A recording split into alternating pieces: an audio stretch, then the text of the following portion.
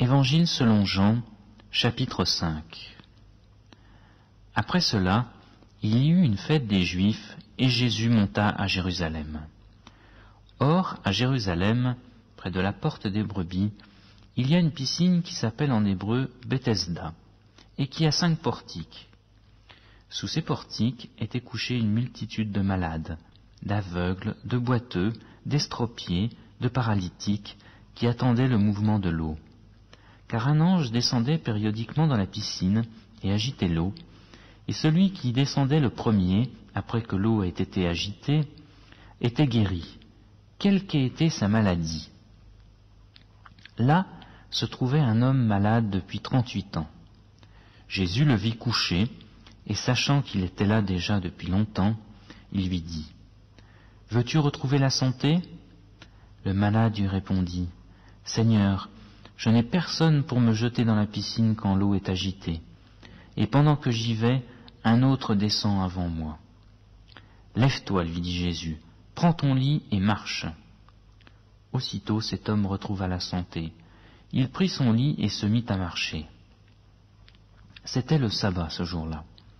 Les Juifs dirent donc à celui qui avait été guéri : « C'est le sabbat, il ne t'est pas permis de porter ton lit. » Il leur répondit : « Celui qui m'a rendu la santé m'a dit : prends ton lit et marche. » Ils lui demandèrent : « Qui est l'homme qui t'a dit : prends et marche ?» Mais celui qui avait été guéri ne savait pas qui c'était, car Jésus avait disparu dans la foule qui était à cet endroit.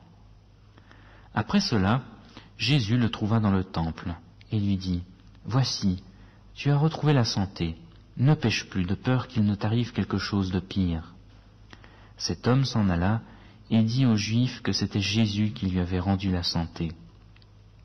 C'est pourquoi les Juifs poursuivaient Jésus, parce qu'il faisait cela pendant le sabbat.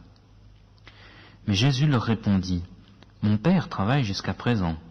Moi aussi je travaille. » À cause de cela, les Juifs cherchaient encore plus à le faire de mourir.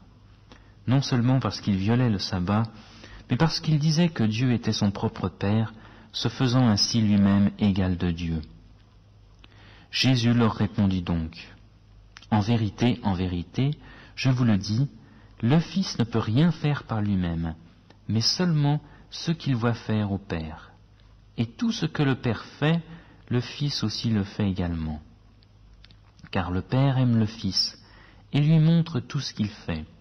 Il lui montrera des œuvres plus grandes que celles-ci, afin que vous soyez dans l'étonnement. En effet, comme le Père ressuscite les morts et les fait vivre, de même aussi le Fils fait vivre qui il veut. De plus, le Père ne juge personne, mais il a remis tout jugement au Fils, afin que tous honorent le Fils comme ils honorent le Père. Celui qui n'honore pas le Fils n'honore pas le Père qui l'a envoyé. En vérité, je vous le dis, celui qui écoute ma parole et qui croit à celui qui m'a envoyé a la vie éternelle, et ne vient pas en jugement, mais il est passé de la mort à la vie. En vérité, je vous le dis, l'heure vient, et c'est maintenant, où les morts entendront la voix du Fils de Dieu, et ceux qui l'auront entendu vivront. En effet, comme le Père a la vie en lui-même, ainsi il a donné au Fils d'avoir la vie en lui-même. Et il lui a donné le pouvoir d'exercer le jugement, parce qu'il est le Fils de l'homme. Ne vous en étonnez pas, car l'heure vient où tous ceux qui sont dans les tombeaux entendront sa voix. Ceux qui auront fait le bien en sortiront pour la résurrection et la vie.